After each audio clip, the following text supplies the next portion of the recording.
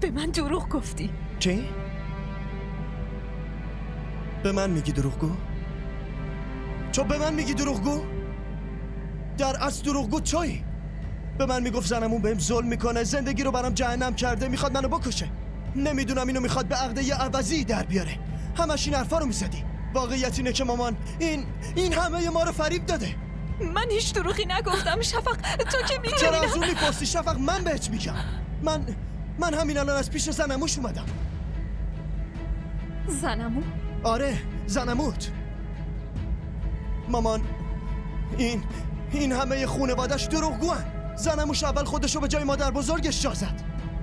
شفق تو میدونی این قراره با کی ازدواج کنه؟ با پسرموش. اون قراره به زودی از خارج بیاد. امروز خود زنموش بهم گفت. نه من با اون ازدواج نمی کنم. من قراره با نوید ازدواج کنم. دروغ نگو.